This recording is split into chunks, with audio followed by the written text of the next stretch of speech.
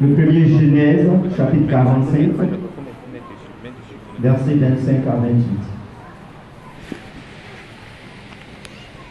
Genèse 45, 25 à 28. Ils remontèrent de l'Égypte et ils arrivèrent dans le pays Canaan auprès de Jacob leur père. Il lui dit, Joseph vit encore, et même celui qui gouverne tout le pays d'Égypte. Mais le cœur de Jacob resta froid. Mais le cœur de Jacob resta froid. Parce qu'il ne les croyait pas. Parce qu'il ne les croyait pas. Ils lui apportèrent toutes les paroles que Joseph leur avait dites. Il vit les chars que Joseph avait envoyés. Il vit les chars que Joseph avait apportés pour les transporter. C'est alors que l'esprit de Jacob, leur père, se ranima. C'est alors que l'esprit de Jacob, leur père, se ranima. Et Israël dit, c'est assez. Et Israël dit, Alléluia. Alléluia. Si nous sommes des habitués de la lecture de la Bible, on verra que le nom Israël est un nom qui est attribué à Jacob. Dis Amen. Mais dans le texte, lorsqu'on parle, on commence par parler de Jacob, alors que son nom de feu, baptême de feu, avait déjà été donné par le Seigneur lorsqu'il a combattu avec l'ange. Alléluia. Mais normalement, ça doit nous interpeller, n'est-ce pas? Alléluia. La Bible dit lorsqu'il a vu les chars, à partir de ce moment, on n'a plus parlé de Jacob. Mais la Bible dit Israël. Comment continue Israël dit. C'est assez. C'est assez. Joseph, mon fils, vit encore. J'irai et je le verrai avant que je meure. Alléluia. Merci, maman. Deuxième texte. 2 Corinthiens, chapitre 3, verset 18.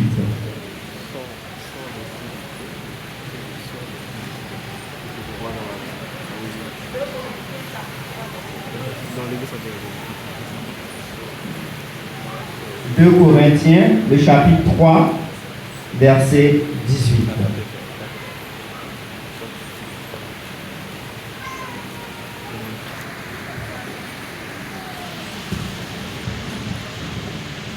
« 2 Corinthiens, chapitre 3, verset 18. Nous tous qui, le visage découvert, contemplons comme dans un miroir la gloire du Seigneur, nous sommes transformés en la même image de gloire en gloire, comme par le Seigneur l'Esprit. Amen. Amen. Merci, maman. Le troisième texte, assez rapidement, Genèse chapitre 22, verset 12 à 13. Je lis. L'ange dit, n'avance pas ta main sur l'enfant et ne lui fais rien, car je sais maintenant que tu crains Dieu et que tu ne m'as pas refusé ton fils, ton unique. Abraham leva les yeux et vit derrière lui un bélier retenu dans un buisson par les cornes. Et Abraham alla prendre le bélier et l'offrit en holocauste à la place de son fils. Alléluia. Alléluia. Alléluia. Peuple de Dieu, vraiment c'est difficile hein, quand le Père passe. Après là, tu te demandes, mais toi tu vas venir dire quoi? Alléluia. Mais ce matin, je voulais rendre grâce à Dieu. Vous savez, dans le ministère, dans la vie en général et dans le ministère, il est important d'avoir deux choses, deux éléments essentiels. Que vous soyez serviteur de Dieu et fidèle, ces deux éléments sont un ami et un père. Alléluia. L'ami est celui qui te soutient. Tu partages avec lui, vous marchez ensemble, vous vous donnez des conseils. Alléluia. Le père est celui qui est en mesure de te reprendre quand tu te trompes. Celui qui te montre le chemin, la direction. Celui qui a vu ce que tu es en train de voir.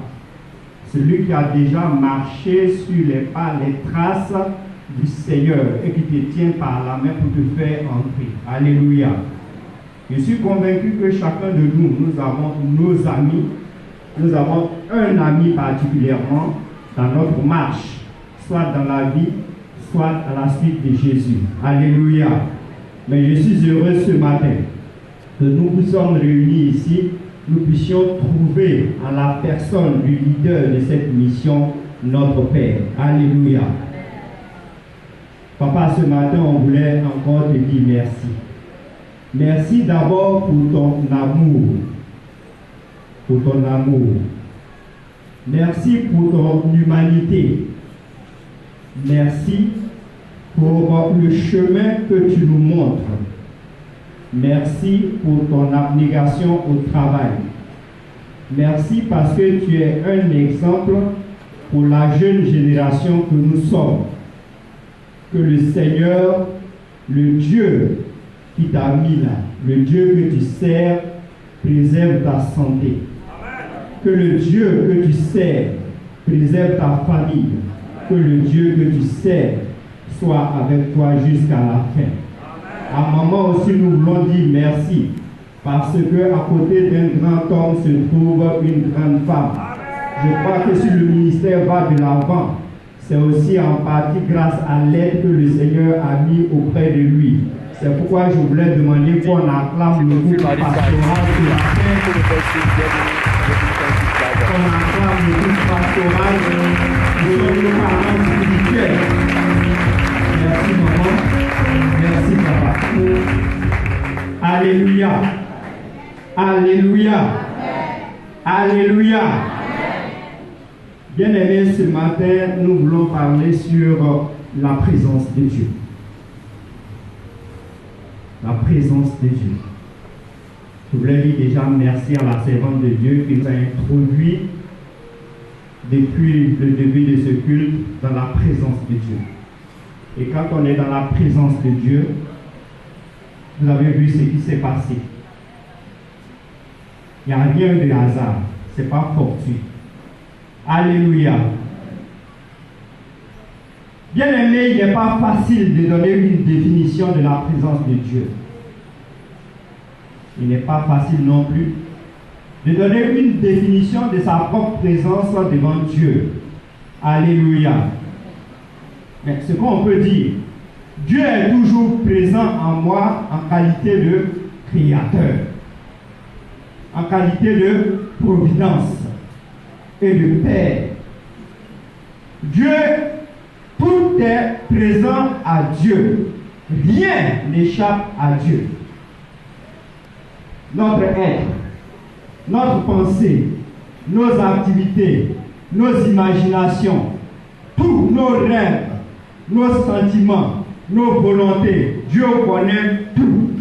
Il détecte tout, il sait tout, il voit tout. Alléluia. Son œil est constamment posé sur chacun de nous. Rien n'étonne Dieu. Rien ne le résiste. Alléluia. Dieu sait tout.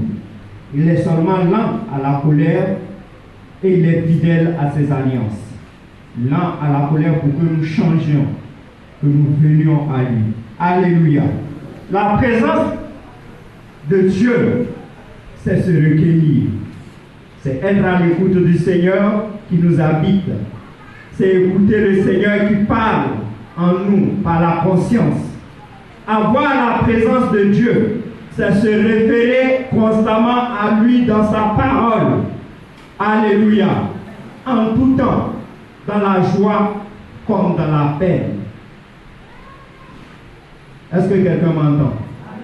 Est-ce que quelqu'un m'entend? Donc la présence de Dieu va maintenir en nous ce qui est beau, ce qui est bon, ce qui est vrai et ce qui est puissant. Alléluia. Alléluia. Quand on a dit ça, qu'on a posé ce fondement, regardez ce qui se passe. Bien aimé, la Bible nous parle d'un jeune homme dans la Bible qui est Joseph. Joseph, 11e fils de Jacob, qui est aussi le premier fils de la première femme de Jacob. L'histoire de Joseph plutôt nous est racontée dans la Bible à plusieurs endroits, mais notamment dans le livre de la Genèse. La Bible dit qu'à partir de 17 ans, c'est là qu'on va découvrir Joseph. Il va accompagner ses frères pour aller faire paître le troupeau. Et la Bible dit, Jacob aimait beaucoup Joseph parce qu'il l'a eu dans sa vieillesse. Alléluia. Alléluia. Amen. Prêchez avec moi à cause du temps. Alléluia. Amen. Voilà. Donc, à cause de sa jeunesse, et pour cela, il a fait une tunique de couleur qu'il lui a donnée. Alléluia. Amen. Joseph avait déjà la bénédiction de Dieu parce qu'il recevait des songes. Et dans ces songes-là, il expliquait à ses frères, il expliquait à ses parents. Les songes montraient même qu'un jour, il allait devenir grand. Alléluia. Au lieu d'être content, ses frères étaient jaloux de lui. Et ils ont manigancé de le faire disparaître.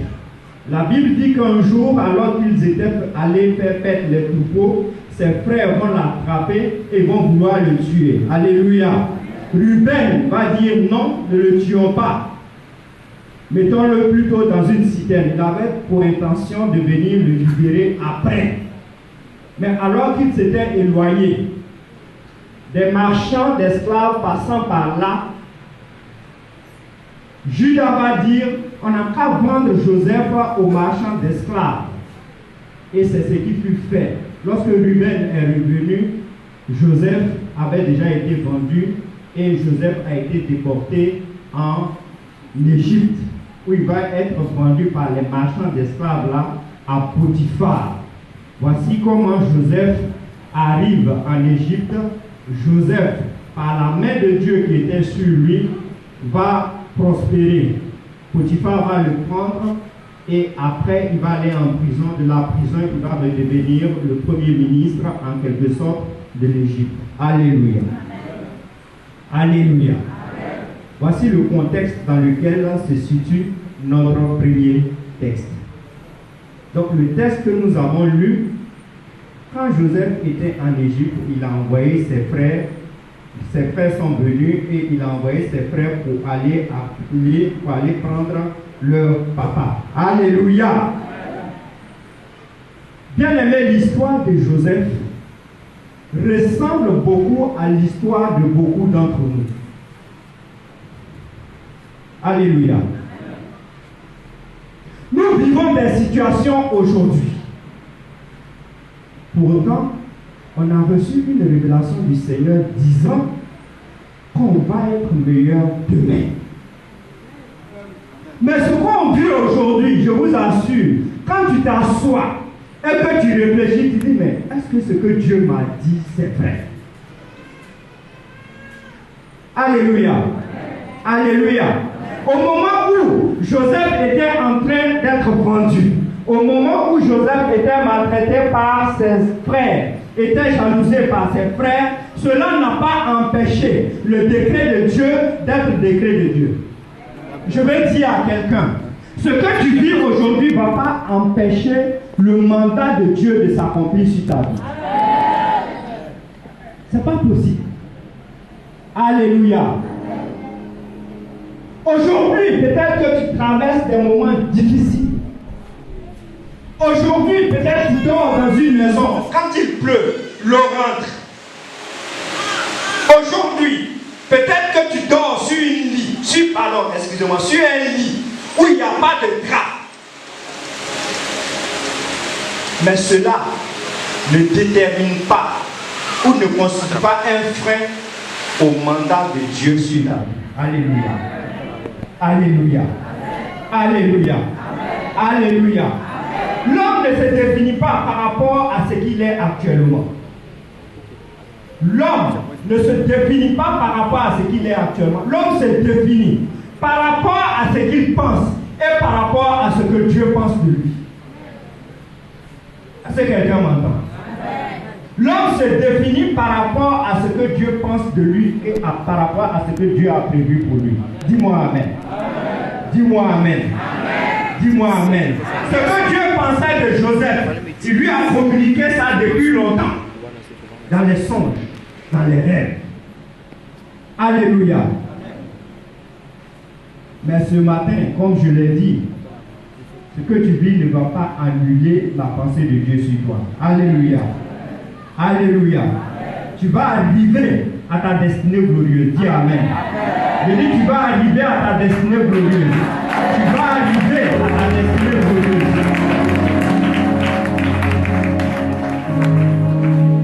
Bien-aimé, quand Joseph avait été déporté pour faire le retour à leur père, puisque le père l'aimait, ses frères ont tué un agneau, ils ont mis le sang sur la tunique que son père lui avait donnée, parce que c'était le seul qui avait la tunique. Alléluia.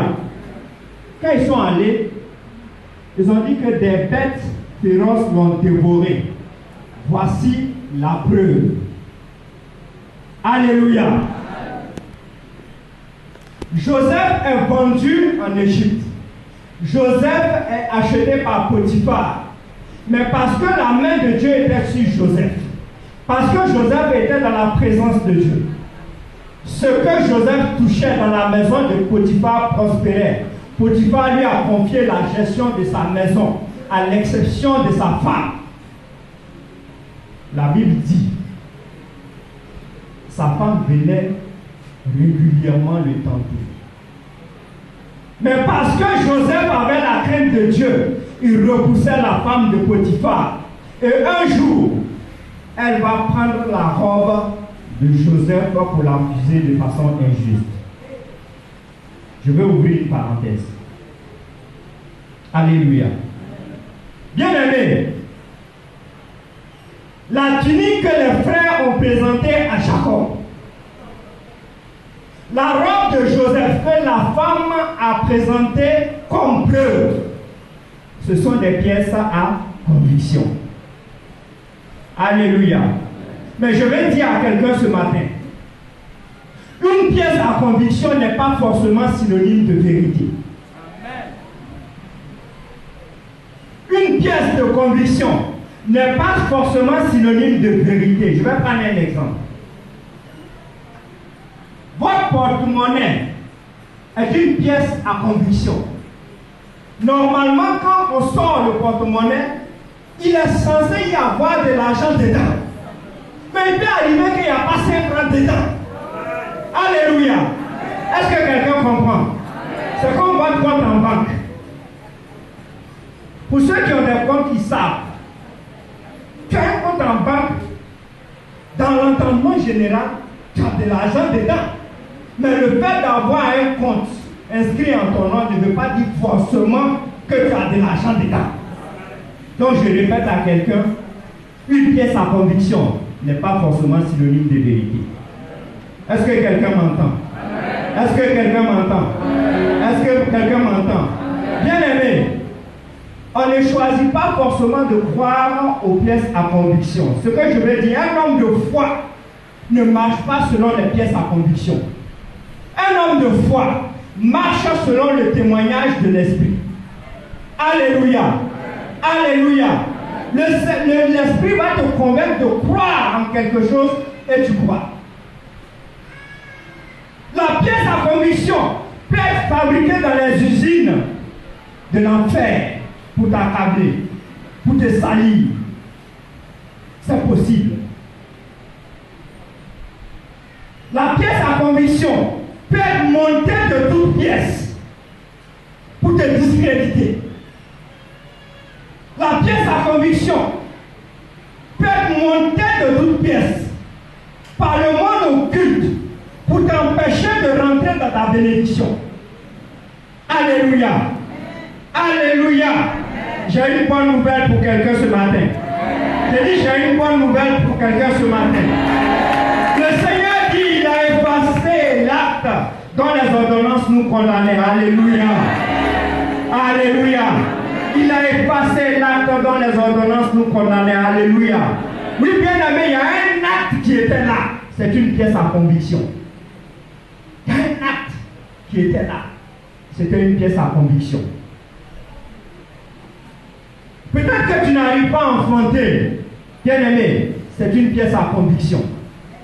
Peut-être dans votre famille, le plus gros montant que quelqu'un peut toucher, ça ne dépasse pas 1 million. C'est une pièce à conviction. Peut-être que chez vous, les jeunes filles, les hommes ne se marient pas. Bien-aimé, c'est une pièce à conviction. Mais comme je dis, la pièce à conviction n'est pas forcément synonyme de vérité. C'est un acte. Mais le sang de Jésus a effacé cela. Le sang de Jésus a effacé cela. Le sang de Jésus a effacé cela. J'annonce à quelqu'un que je ne suis pas venu accompagner votre pièce à conviction. Mais je suis venu te dire que Jésus-Christ mort sur la croix pour nos péchés a effacé l'acte dont les ordonnances nous condamnaient. Je dis, Jésus-Christ a effacé l'acte dont les ordonnances nous condamnaient. Jésus-Christ a effacé l'acte dont les ordonnances nous condamnaient.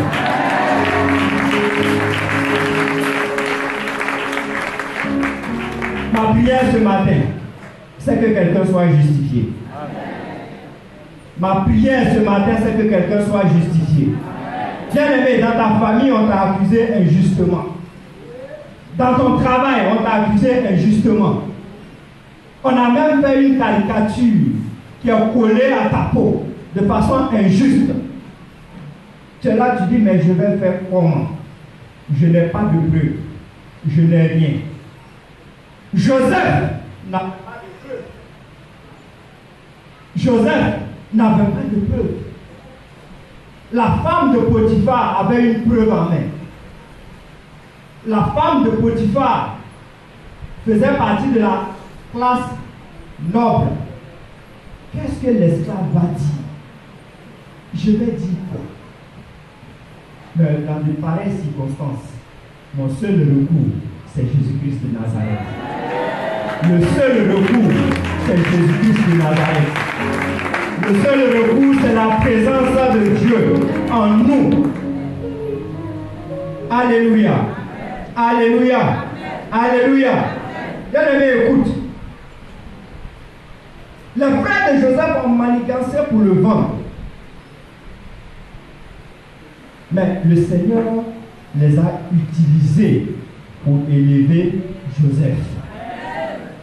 C'est pourquoi je vais dire à quelqu'un, quand tu es dans la présence de Dieu, quand ton ennemi manigance, le Seigneur se sert de ce qu'il est en train de faire pour t'élever.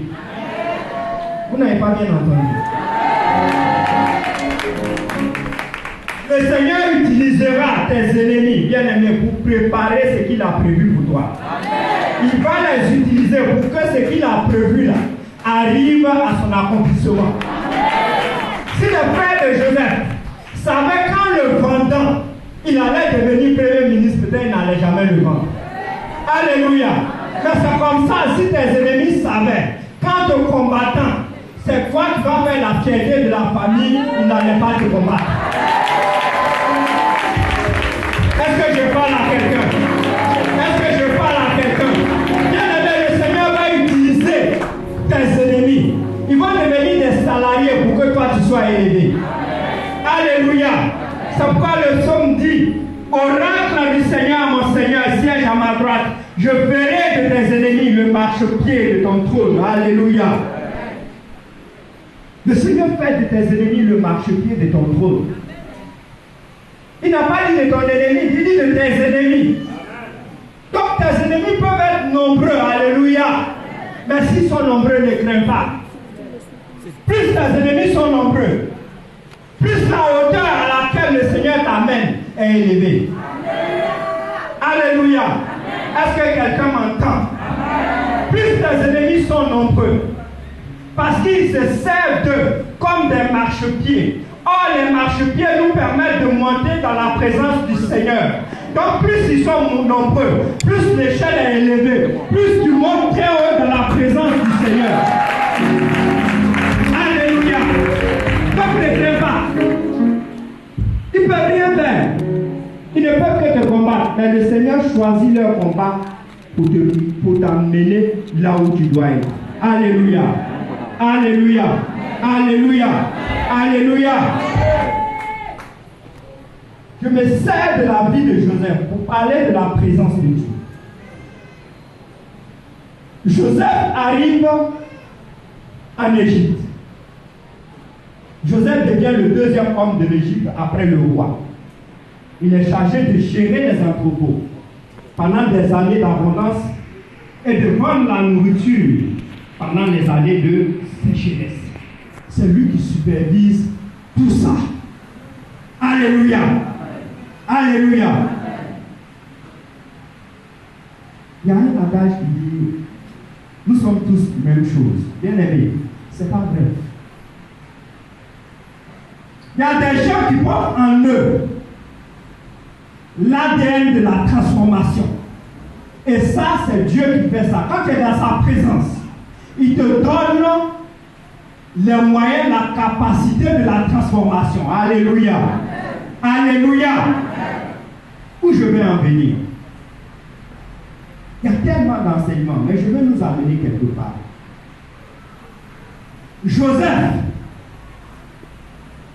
arrive, là je vais donner une histoire. Vous savez, la graine, quand une graine est semée, lancée, le premier ennemi de la graine, ce sont les oiseaux. Alléluia. Parce que les oiseaux pensent à leur ventre. Les oiseaux veulent manger la graine qui est semée tout de suite. Suivez-moi. Mais les oiseaux oublient qu'en mangeant la graine, ils sont en train de manger ce qui va devenir leur toit demain. Parce que l'oiseau vit sur l'arbre. Alléluia. Alléluia. Est-ce qu'on me suit? Est-ce qu'on me suit? Voilà.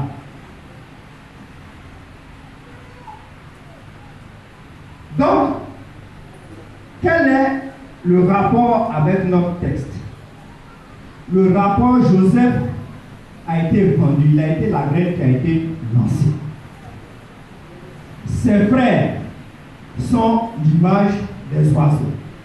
Joseph est la matérialisation de la parabole du semeur que Jésus nous a enseigné. Alléluia. Alléluia. Alléluia. Alléluia. Alléluia. Ceux qui ont la graine, ceux qui ont la substance de la transformation, 15 ans, 10 ans après, quand tu les vois, tu ne les reconnais plus. Mais ceux qui ne l'ont pas, 20 ans, 30 ans, ils sont toujours même chose. Alléluia. C'est comme ça que lorsque le temps va passer et que la famine va arriver et que les frères de Joseph vont aller en Égypte pour aller chercher de quoi à manger, Joseph va reconnaître dans ses frères les oiseaux qu'ils sont parce que physiquement ils n'ont pas changé. Alléluia. Mais ses frères ne vont pas reconnaître en Joseph l'arbre qu'il est devenu parce qu'il est la graine qui avait la semence de la transformation en lui. Est-ce que quelqu'un me comprend? Ils ne l'ont pas reconnu. Alléluia. J'ai dit ils ne l'ont pas reconnu. Ils ne l'ont pas reconnu. Ma prière ce matin, c'est que tu sois la graine qui porte la semence de la transformation. Amen. Que tu sois la graine qui porte la semence de la transformation. Amen. Que tu sois la semence qui porte la graine, le pouvoir de la transformation. Amen. Alléluia. Amen. Alléluia. Amen. Bien-aimé, dans la présence de Dieu, Joseph a été transformé. Sa transformation est due au fait que Dieu était avec lui. Sa transformation était due au fait que Joseph était constamment dans la présence de Dieu. Et cette présence s'est manifestée par plusieurs choses, notamment la crainte du Seigneur. Là où Joseph devait pécher, pour monter en grade, Joseph a dit, moi, je ne peux pas faire ça. Pourquoi? Parce qu'il avait constamment la présence de Dieu en lui. Et donc il avait cette crainte de Dieu. Là où les gens pensaient que c'était un échec, où il s'était retrouvé en prison, bien aimé, c'était le début de son élévation. Pourquoi? Parce qu'il qu'il avait en lui la crainte de Dieu. Il avait en lui la présence de Dieu. Alléluia. Alléluia. La présence de Dieu te fait devenir ce que tu n'étais pas. Joseph était une graine qu'elle lançait. Joseph est devenu l'arbre qui va accueillir Israël en Égypte. Quand je dis Israël, c'est le peuple d'Israël qui va faire venir le peuple d'Israël en Égypte pour vivre et ensuite retourner à Canaan. Alléluia. Alléluia. Quand tu as la présence de Dieu, tu deviens un arbre pour ta famille. Quand tu as la présence de Dieu, tu deviens un arbre. Là où même les enfants de tes ennemis vont venir s'habiter. Alléluia. Alléluia. Je dis les enfants de tes ennemis viendront s'habiter.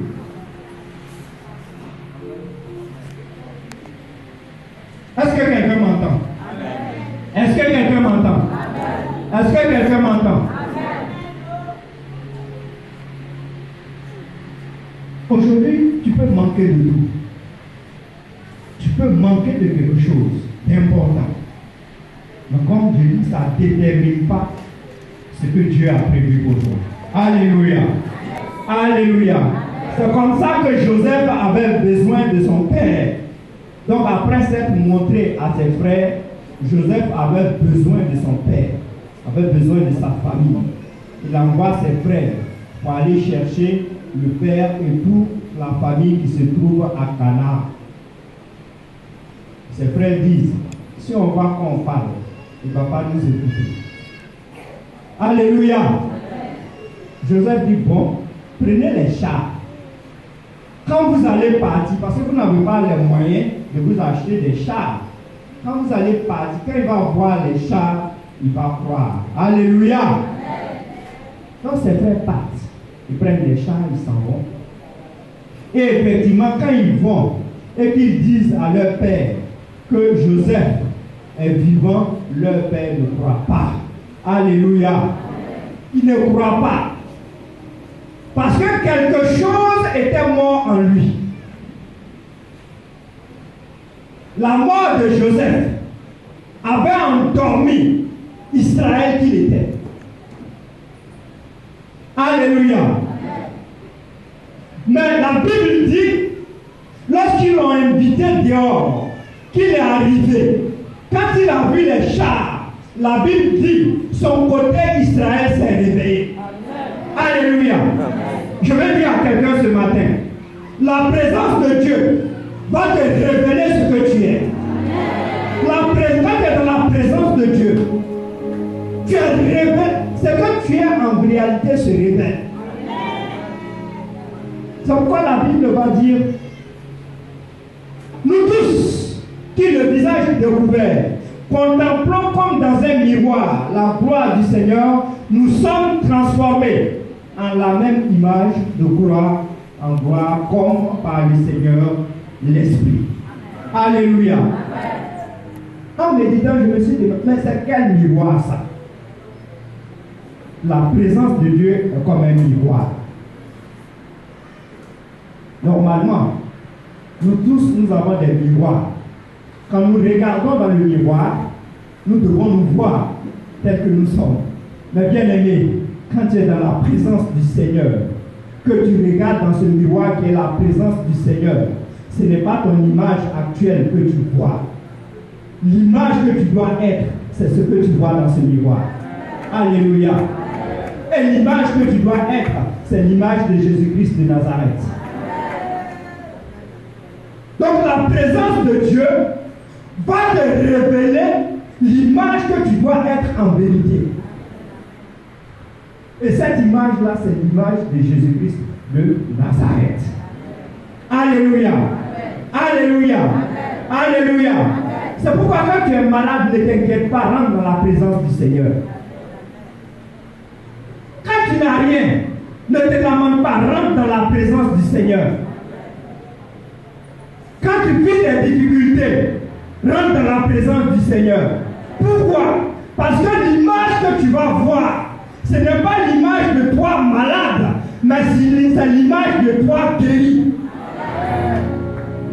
L'image que tu vas voir quand tu vas rentrer dans la présence du Seigneur, étant pauvre, ce n'est pas l'image de toi, mendiant, mais c'est l'image de quelqu'un en abondance en train d'aider les autres.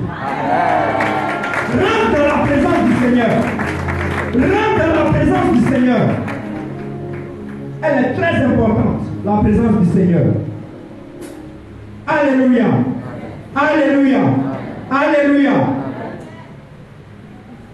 La présence du Seigneur donne une image réelle. C'est comme ça que l'Ancien Testament va nous dire que les gens cherchaient des guides. Je vais caricaturer des guides. Et pour faire le choix, on a dit aux leaders d'envoyer les bâtons. Quand ils ont envoyé, ils ont mis ça dans la présence du Seigneur. Alléluia. Alléluia. Mais celui que le Seigneur avait choisi, le lendemain, son bâton a fleuri. Alléluia. C'était le bâton d'Aaron. Ça a fleuri. Et la présence du Seigneur a même donné l'identité de l'arbre, puisque les bâtons là, c'était sec. Donc ça a fleuri, ça a permis aux gens de savoir que c'était un amandier. Alléluia. Donc la présence de Dieu révèle ce que tu es en vérité. Révèle ce que tu es en vérité. C'est pourquoi la vue des chars, le côté Jacob est tombé, le côté Israël s'est réveillé. Alléluia. Il y a eu un changement brusque. Quand il a vu les chars, la Bible dit Israël. On a pu parler de Jacob. Parce que la vue des chars, qui est la présence de Dieu, a réveillé en Jacob quelque chose. La présence de Dieu va te révéler ta vraie nature. La présence de Dieu va te révéler ta destinée prophétique. La présence de Dieu va te dire ce que tu es, qui tu es en vérité. C'est un miroir. Et quand on regarde dans ce miroir, on se transforme en une image. Mais c'est l'image parfaite de Jésus-Christ de Nazareth. C'est l'image parfaite de Jésus-Christ de Nazareth. Ce n'est pas mon image. Ce n'est pas l'image du prophète. Ce n'est pas l'image de madame ou de monsieur. Mais c'est l'image de Jésus-Christ de Nazareth. Car il est notre maître. Il est notre identifiant. C'est à lui que nous devons ressembler. Et ça se fait dans la présence du Seigneur. Ça se fait dans la présence du Seigneur. Alléluia. Alléluia. Alléluia. Alléluia. Alléluia.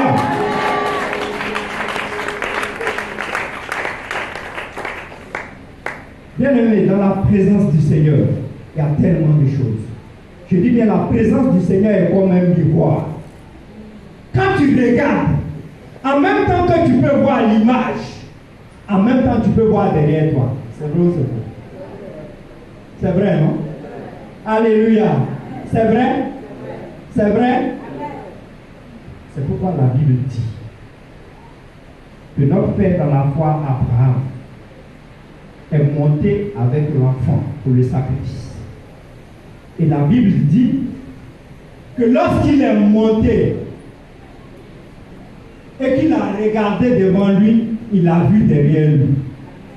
Mystère. Alléluia. Alléluia. Alléluia. Je me suis posé la question de mais comment?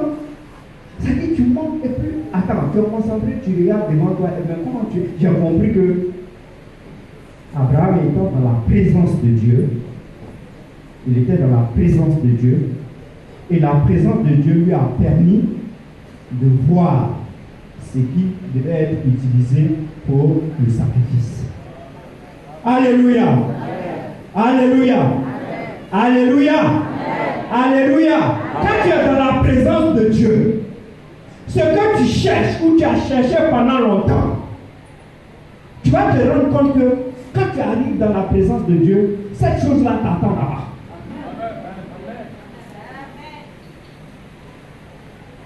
Quand Abraham et Isaac était en train de monter, Isaac a posé des questions à son père. Il a dit, papa, le bois est là, le couteau est là. On s'en va pour le sacrifice, là, je sais. Mais où est l'animal? Le père a dit, le Seigneur se pourvoira. Je vais dire à quelqu'un, la présence du Seigneur est une montée. Quand tu es en train de monter dans la présence du Seigneur, il y a des questions auxquelles tu n'auras pas de réponse. Tu n'auras pas de réponse. La réponse viendra quand tu seras dans la présence du Seigneur. Tu verras qu'en montant, ce que tu cherches, tu demandais. Quand tu arrives dans la présence du Seigneur, il te dit voilà la réponse. Alléluia. Alléluia. Tu viens, c'est difficile. Tu marches, tu viens. Tu marches, tu viens. Tu viens à la délivrance. Tu viens. Tu viens. Tu viens. Un jour, le Seigneur sera présent. Et ce jour-là, les 1000 jours que tu as fait en venant à la délivrance, tout c'est brûle. Le Seigneur te dit voilà ta délivrance, tu prends et tu prends la délivrance.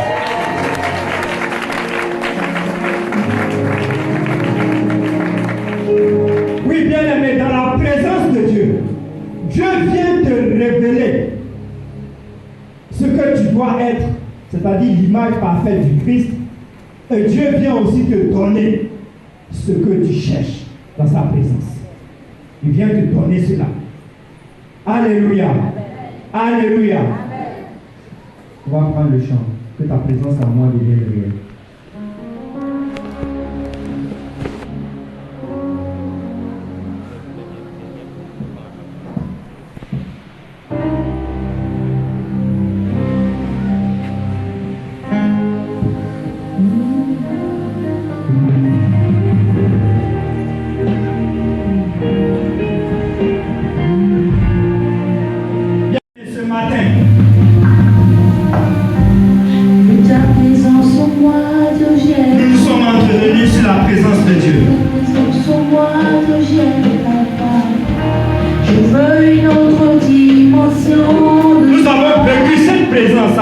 De l'entendre. Je vais nous demander de nous tenir debout. Ta présence en moi devienne palpable. Je veux une autre dimension de toi. Que ta présence en moi devienne réelle. Ta présence en moi devienne palpable. Une autre dimension de toi. Bien-aimé, Abraham avait les yeux levés. Ta présence en moi devienne. La Bible dit qu'il vit derrière lui. Ta présence en moi devienne palpable. Je vais te présenter le miroir par excellence. Ce miroir s'appelle la présence de Dieu. Ta présence en moi devienne réelle. Quand tu regardes dans ce miroir, tu es transformé en l'image parfaite de Christ. En présence de Dieu, toute puissance, toute force. Bien-aimé, commence à prier.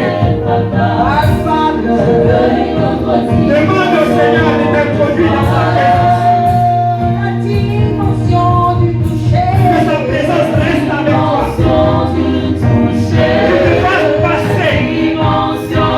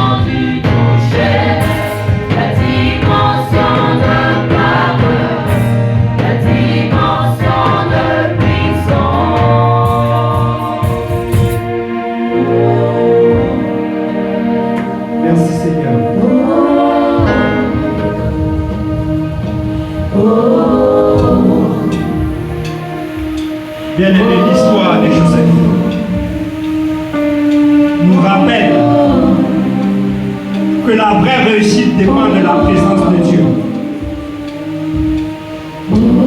Il est important pour nous de ne pas remplacer cette présence par une poursuite effrénée de bénédiction. La présence de Dieu rend toutes choses propices, même les plus difficiles. Dans sa présence, tout réussit.